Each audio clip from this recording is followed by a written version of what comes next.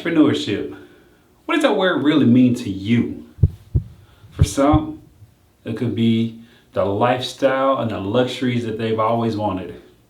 For others, it could be the time that they got back. And back in the day, it used to be, hey, they didn't want to work or they were lazy. But all in all, good things are always talked about. But what about the ugly side of entrepreneurship? The things that are not talked about. Come with us as we explore these things with 10 different individuals. Welcome to the ugly side of entrepreneurship. All right, y'all. You're tuned in for another episode of the ugly side of entrepreneurship. I'm here on Log Cabin Drive here in the West Side with Miss TJ Sutter. Thank you. Thank you for saying my name correctly. And that is Sutter like butter with an S. See, Sutter like butter with an S. Mm-hmm. She's an independent State Farm rep. Had her location going on 5 years now. I've been able to know about her business from the ground up. So I'm going to take this opportunity to showcase another business for y'all, but to dive into the ugly side of entrepreneurship, because there's a lot of times where entrepreneurship is highlighted with all the positivity and the glitz and the glamour and the fruits of the labor, but we don't really get to see the nuts and bolts of how it takes someone to really build something, especially from the ground up, from from a visionary standpoint, using all your resources and not necessarily knowing where that will lead. So I know as a fellow business owner, there's a lot of hats you have to wear, a lot of things you have to do. I know you use a lot of capital to start your business. You have to deal with employment issues. You have to build your client base and expand it. You have to do all of these things. So in your experience thus far, in your 5-year journey, what has been the most impactful thing, but not necessarily the most positive thing, that you had to deal with in growing your business? That would have to be employees. Okay. In my 5 years of being in entrepreneurship, I have gone through so many different employees. I know every time you come here, it's like, who is this? Mm-hmm. I think the group of people that's here now have been the most constant since you've been coming here. Yeah, I think the person who sits out there in the front, the first office when you first walk in. Miss Sam? Huh? Oh, you're talking about Nick, the guy? Yeah, the guy. Yeah. Yes, I saw him last time. He was here, right? Mm-hmm. And then that's the same guy that's in the back. Yeah. I was just picturing, shaved and everything. I remember glasses last time, so Yeah. But I noticed there's a couple seats empty. Is that because they're off today, or is it because... Well, my part-time person doesn't come in until 11 o'clock. Okay. Yeah, so, but that other office is vacant, and I'm currently trying to fill that now, so. Was that vacant the last time? It was vacant the last time you were here. So that's a nice little window of time. Mm-hmm. I've been screening people. Like I said, that's one of the, yeah. That's one of the things that is like, whew, Lord, have mercy. So walk us through that process then, because I think most people just think, for small businesses, we have to do a lot of stuff that the bigger businesses do as well in order to compete and try to attract the best qualified candidates that are valuable to the situation at the time. Mm-hmm. The background checks, the initial interviews, the follow-up interviews, the training that goes into it, and then trying to offer competitive wages and benefits. Mm-hmm. Mm-hmm. So what do you think why do you think you've had that position vacant for so long? Because nowadays, mm-hmm. It's hard to get someone that you think is dedicated to bettering themselves. Mm-hmm. I don't want to get somebody that's stagnant and okay and complacent mm-hmm. and don't want to do anything with their lives. Mm-hmm. I want to bring someone in that wants to exceed, so that I can put somebody in the seat that I have, Mm-hmm. because somebody gave me the opportunity. They come in here and they say it, Mm-hmm. but they don't display it. I like that. They say that. I'm about to run with that. So they say it, but they don't display it. it. So I run into that a lot. Mm-hmm. I run into people so we have this program called the Agent Aspirant Program, Mm-hmm. where people desire to be an agent themselves. So, a lot of people apply for that position because I put it out there, and people apply for that position, but they don't want to do the necessary steps that it takes in order to better themselves. Like, they'll get here and they're getting here 30 minutes late. Mm-hmm. 15. I mean, even 15 minutes late. I mean, it doesn't matter. They're late. Yeah. And they're the last one to get here, the first one to leave. Mm-hmm. And I'm just like, so how do you think, like, you still have stuff to do? You're salaried, right? So you're salaried because you have things to do, and you have to do it so that you can keep your salary. Mm-hmm. Not like you're getting paid hourly or anything like that, but still leaving with stuff undone, and then coming back and having attitudes and all that. It's just it's crazy because no one values work like they used to. Back in the day when I was in the working field, like, I would be scared to call out. Like, I don't want to lose my job. Other people, these kids now, they're like, man, F that job. That's how they are. They're like, I can get another one, but what about your future? Mm-hmm. What about retirement? Mm-hmm. What about all the stuff that you say that you want to do? You're never going to be able to do it if you job hopping. Mm-hmm. And they don't realize that, and they won't realize it until they're old and have to continue to work. But yeah, that is one of the things, the employee deal. I can go on and on and on about that, but I'll move on to something else. Okay, so then answer this. How much of your time throughout the day do you think that issue takes up? The issue with employees? Mm-hmm. Just the the hiring process? All of it, as far, well, that too, but that's only one scope of it or whatever. Mm-hmm. So if you were to, like, if you could quantify your day, right? I get to deal with, 20% of the time dealing with customers directly who don't necessarily want to, deal with staff members, whatever. The other 20%, like, come up with, like, marketing campaigns or, networking and stuff like that. Yeah. The other, 10% is like payroll, whatever, and then so on and so on. How big of an issue is that for you? Employees take up about 40% of my day. That's a lot. That is a lot. And it's 40% of my day because you have employees, but then you have the ones that just want to do the bare minimum just to get by. Mm-hmm. So, you have to go back behind them, check their work. Then they have questions. The customers have questions. And, the customers have questions for them that they can't answer. And instead of looking, they want to come ask me. Mm-hmm. And that's fine and dandy, but yeah, that's about 40% of my day, or if not more, for the most part. So a lot of times, I spend that much time doing stuff for employees that I'm here, it's 5 o'clock, and I'm like, dang, I got nothing done on my list.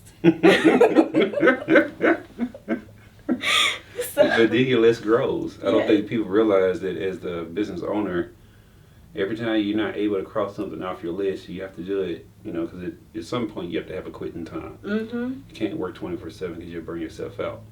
But that list grows until the next day. Yes. Then you got more stuff to do, and it just compounds and compounds, and then at some point it can be like very overwhelming. Do you have days where you like feel like you're overwhelmed and you're like reaching a limit? Most definitely. I would like to direct you to the shelf over there that the camera can't see. Mm-hmm.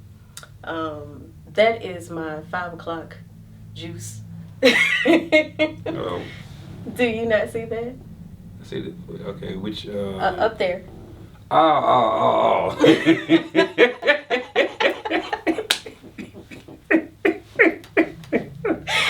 Does it help? It does. Okay. It does. I get that. My team even knows when it's 5 o'clock, there is a lot of things that may come out of my mouth that does not typically come out of my mouth from 9 till 5. 9 till 4:59 p.m. to be exact. So, you know, sometimes they'll pull it out of me and I'll be like, oh, I'm sorry, y'all. It's not 5 o'clock yet. Or they'll say it, Tanisha, it's not 5 o'clock yet. And I'm like, yeah, you're right. Let me calm down. Yeah, so there's like the after hours work. It's the after hours The after hours, Tanisha. I like that. Yeah, you have to have that. You have to have some type of release. So I've been talking to a lot of other entrepreneurs, and I think one thing that is not brought up a lot, do you feel like lonely in the sense that you don't have a lot of people that you can call, vent to, who will understand the position that you're in? Well, at times I do, because there are, you know, times that I want to vent to people and I'm like, well, they're not really going to understand. They're going to see it from another viewpoint. So it's going to be kind of, you know, they're going to disregard my feelings because they don't look at me like a small business either. They compare me still to major corporations, and it's not like that. Major corporations, you have the CEO, then you have your directors, then you have your managers, then you have other people under, so it's a lot of people wearing a lot of different hats. Here with a small business owner, you wear each and every hat there is. Plus, on top of that, you are dealing directly with your customers. So, you know, customers to call and they're like, no, I want to speak to Tanisha. And my team members would be like, well, Miss Tanisha is not available right now. Well, leave her a message so that I can talk to her because I don't want to talk to nobody else. And that happens a lot. So I forgot what your question was. Do you have well, I was asking, do you feel lonely? But then you said that you went do. into all of that stuff. Which how I get though. I understand because people deal with me directly and stuff like that as well. But in that, you know, have you been able to at least try to build a support system for yourself just to be able to cope and have that release, that mechanism? Or would you feel that, you know, like I tell entrepreneurs, like at least once a month or something, a group of entrepreneurs should get together at least for lunch or something, and just decompress. Right. Have something to look forward to. Well, ideally, I would like to do that twice a month, but you know, I get it. You know what I'm saying? Our time is so caught up with all the stuff or whatever that we need. I think we need things like that. Yeah. So, fortunately enough, when I became an agent with a lot of other people from around the world. So I have a homegirl, she's in Alpharetta, Georgia, who started her business, her State Farm business at the same exact time as I did. Also, you know, a girl in D.C. and a guy in D.C. and around, just basically around the world, all black, and all started our business around the same time. So we're able to talk to each other and vent about, the only thing is, everybody got the same problems. So, what's the same problems? Employees. Okay. Time. You know, trying to balance the work and life balance. That's a big thing too. So all of us have the same problems, and it all just boils down to all of us just over talking each other and trying to get our points across. And somebody's like, yeah, I know because such and such happened to me. Yeah, I know too. So it's just, everybody's just venting, but that's good though, because we all understand each other. Yeah, and there's a sense of camaraderie and, like you said, understanding and can empathize very well. Exactly. Because they can put themselves, and sympathize too. Because they're in the same situation. But it's more empathy than sympathy because we all feel the same thing. You know, if somebody sympathizes, you know, you feel bad for them, but you don't really know exactly what it is that they're going through. But I was blessed to be in a situation where I have people that have gone through the same thing or are going through the same thing that I go through. So I get to get that out to them as much as I can. And I got my good husband. Like, So, you gotta have a support system. exactly. Because had it not been for him, I wouldn't even be in this situation. Because he's the one who was like, "Go ahead, do it, Tanisha. Like, you do it. I got you." So with him knowing how reluctant I was to do it, and now that I'm doing it, he kind of feels partially responsible when I'm a little upset, but he just wants to do whatever he can to make it better. So it does help to have that support system at home as well. So no, I don't feel like I'm gonna lose it. I got my friends up there. I got my husband. I got the other agents. So I'm good when it comes to that. Okay, I'm glad that you're good. It's good to hear that. So what has been a hurdle that you've been able to overcome that was like, a real big hurdle at the time? To be 100% honest, I was ill for a little while. And I was back and forth in the hospital. And during that time, like, I had employees here that I had to depend on heavily. And they let me down, So I was going through that medical condition and also trying to balance this. On top of that, I have my now 4-year-old, but then, as I remember, she was 2 years old then, that needed me as well. So that, I had to say, okay, at this point, my first year, my second year, I put this place first. At that moment, I was like, if I leave, State Farm is going to replace me. If I leave, there's nothing to give my daughter. So I need to put her first. So now, if there's a family situation or if there's anything that I need to take care of when it comes to myself, then I'm taking care of myself and my family first. And to be honest with you, that has helped tremendously because I feel better. Me feeling better has me being able to exceed my goals, and it's just a whole matter of mentality. My mentality has changed, so therefore I changed. Therefore, the way that I run my business has changed. I'm not stressed and worried about what's going on at home. I can focus on what I need to focus on when I need to focus on. So yeah, that has been my hurdle of putting this place first and not putting things that I want to first, and then that was messing with me mentally and physically. But now better. All right, that's great to hear. So with that, have you been able to? You said you was hitting your goals and stuff like that. Exceeding your goals. So with that, are you setting new goals, and do you feel like a sense of accomplishment from a professional level? And are you able to, I guess, because with businesses, we want to expand and get bigger and things of that nature. Are you able to go and aggressively attack those as well? So I'm limited to the things that I can say because I do have a contract with the company. But I can say that I'm in a position now where I'm being seen. Okay. I wasn't in that position, say 2-3 years ago. And like I said, it all revolves back to it all started with me putting myself first. And after that, everything just got to be a little bit better for me and the business side. So yes, I can see myself expanding. I do set new goals. Every time I achieve a goal, it's time for me to see if I can achieve a new goal. So I'm setting higher standards for myself so that, I can be in a position where, can't nobody tell me nothing. Hey, I love that position. Exactly. So, I am, in my territory. They call me the leading lady. There's a lot of men in this territory, and quite few women, especially women that look like me. Usually, I'm the only one that shows up. But I used to be at a point where I go in and I hold my head down.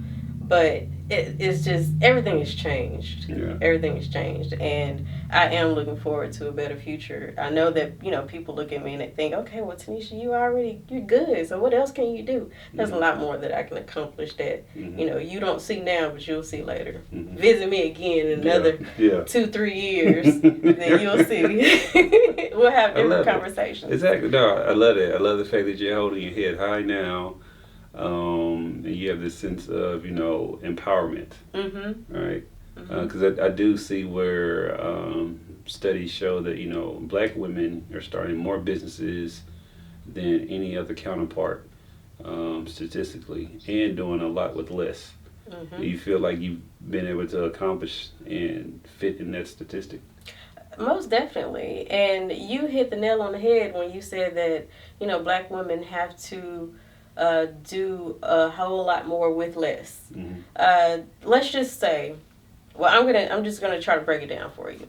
So in this field of work, there are not a lot of people, like I said, that look like me, right?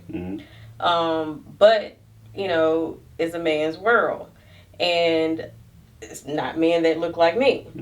They are able to. They have connections. They have better connections. Not better, but they have more connections than I do. They're connected to people of power.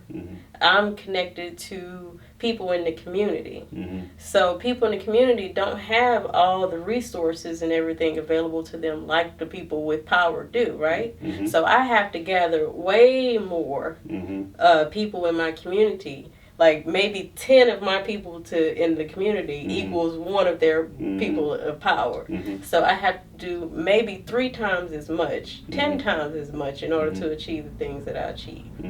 It's not seen because all they see is numbers. But at the same time, they just need to watch out, because once I get to the place where I can have access to the people of power, then the rest is history. Yeah, exactly. And I think sometimes, we could be seen as threats once we get the right resources and stuff like that. Because, like I said, we can do so much more with less. So just think, if you gave us what everyone else had access to, we'd be able to just blow things out the water astronomically. Exactly. Do you feel like you're starting to get the more respect, though, even from like men and just men in general in your industry? Yes, I do. I do feel like, I'm not getting it voluntarily. Involuntarily, I'm getting the respect that I more than people just giving it to you. Oh, yes. Yes. Most definitely. And, it's just not me being a woman, but a woman of color telling somebody else like what they need to do or should do. You're right. They feel a little threatened sometimes, but you just have to hold your head up high. But that's one of the things about entrepreneurship, especially with a black woman, that is the ugly side, is that you have to deal with that type of stuff. You have to go to these corporate meetings, and you have to be the individual that no matter what things they're throwing your way, you still have to keep your head up high, and you have to just keep it going and act like it doesn't bother you, even if it does. I mean, I'm human. Sometimes it does bother me, but at the same time, you're not gonna know that, and I'm just gonna, that part is hard. That's hard. Putting on that hat sometimes it is hard, but it's worth every minute of it. That's what's up.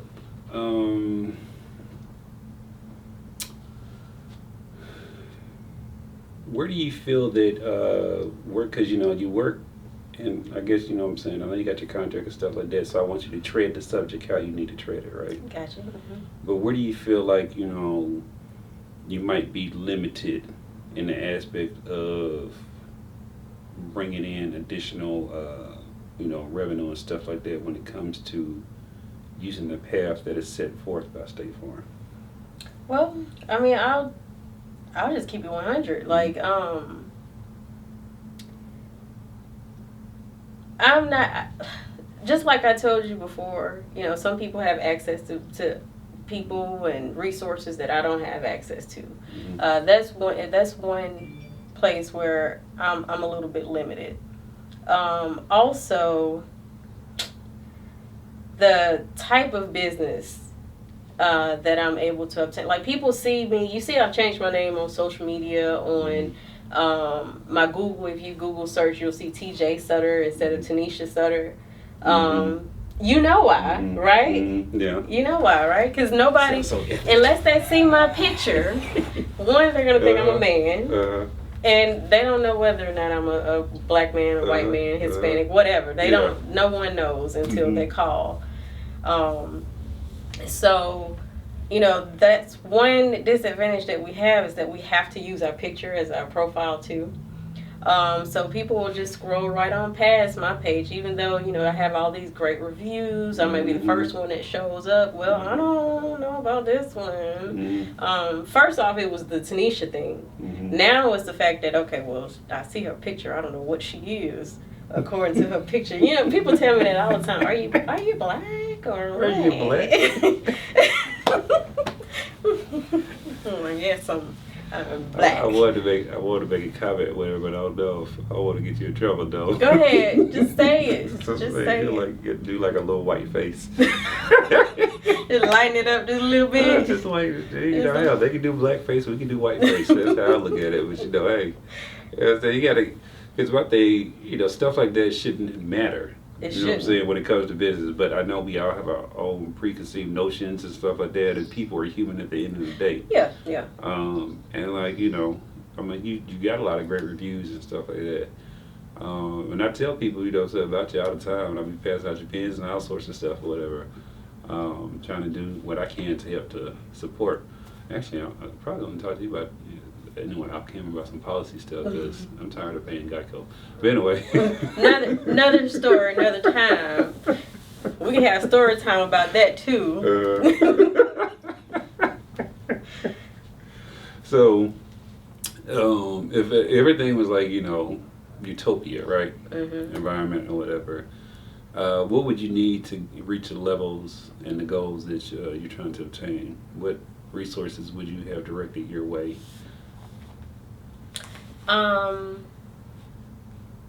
Let me see, how am I going to answer that question? So what resources would I have that would get me there, get me where I want to? Whether it's like, you know, more time in the day, you know, better quality, even a combination of stuff, better quality employees or whatever, more marketing, what would it take for you to hit your goals in your mind? You just hit on all of it. So, yes, you should have seen my face just now when you were like, more planes, more time. Yes, all of that. All of it. All of it. So, yes, I wish I had enough time in the day to get all the stuff done that I need to do, but I don't. So that's something that I can't control. But something that I can control or try harder to control is like how many people are in here. I need to find another employee, or at least 2 more employees that I can depend on, dependable employees. That's the main thing. On top of that, having the employees here would loosen up some of my time so that I can do some of the things that I need to do, some more marketing, some more going out and networking, because I hate being subject to that red chair over there and just sitting there all day answering questions that, you know, somebody else can be answering and somebody else can be taken care of. I need to be in the background moving this thing like a machine and having, you know, more business coming in, and all I have to do is just get it in here and then let everything else. As opposed to working in the business. Exactly. So if I can do that, I will most definitely be unstoppable. That's what's up. I'm trying to think. Is there anything that I missed so far? I don't know. I think we touched on everything, and then, you know, went all off subject and stuff. That's what we're supposed to do. You know what I'm saying? It's a real conversation, you know, real candid and stuff, and people are supposed to, you know, get the information and understand. Okay, so let's do this then. What is one piece of advice that you can give anybody who is thinking about starting their own, you know, becoming an independent agent with insurance? With insurance? What is one thing that you would tell them if, you know, they're brand new, blank canvas? Never had insurance experience or anything like that, or? Okay. I would say do your research, first and foremost. Figure out if it's something that you are willing and able to do. If you're not able to dedicate your time and energy into the business, well, you need to go somewhere else because it is not for you. Yeah, you're going to be in here or in your office beyond the 9 to 5 scheduled time, even on weekends from time to time. And if you can't dedicate that time, you are not going to be, you're not up for this position. Also, if you hire employees, you're going to have to deal with a lot of different personalities. If you're not a people person, this is not going to work for you. But if you can fit those molds, if you are a people person, if you are willing to work hard, if you're willing to work, days and nights to get to the place where you want to be, then it'll be for you. But you have to push yourself constantly. And on top of that, there's some sacrifices that you will have to make. But at the same time, I'm telling you about the ugly side, but there is some good sides too. Although you may work days and nights, you still have your own schedule. You make your own schedule. I can walk out this door. Remember last time we had an interview? I'm like, look, I'm leaving with you. There you go. Yeah, so, things that you won't have with an employer, you'll have those freedoms as being your own boss. So it's a good side, it's a bad side, it's an ugly side to having your own business. But what it does is going to be based on what you do. So nobody else will be able to do it for you. You have to do it for yourself.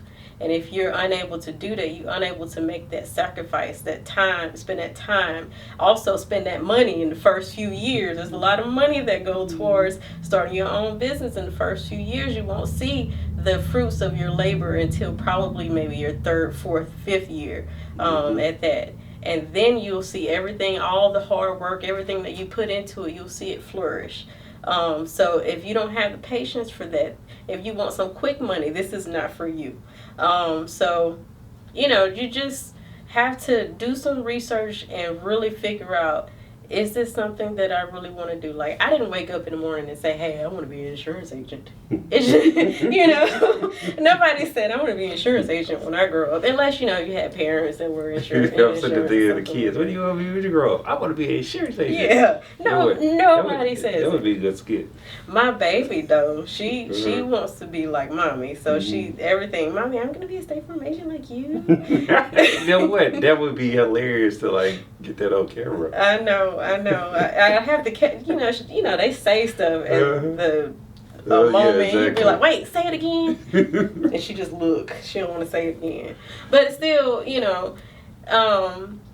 if you're not willing to put in the work and effort, then you might need to do something else. And maybe entrepreneurship is not for you if you're unable to do that. Because all the things that I named is not just the skills that's needed or the characteristics of an insurance agent. It's the characteristics of someone who is an employer or is a boss.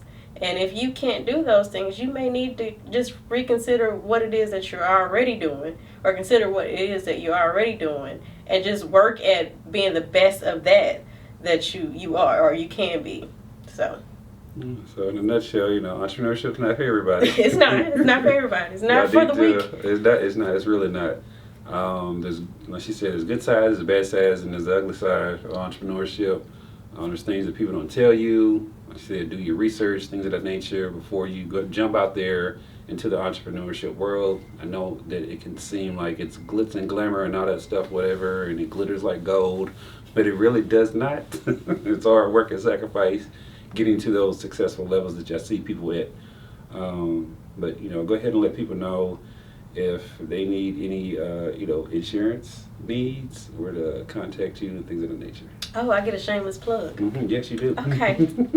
Well, if you have questions about your current insurance or looking to switch, then our office is located at 4875 Log Cabin Drive. It's right here next to Sam's in Macon, Georgia. We handle anybody in the state of Georgia, South Carolina, and Tennessee.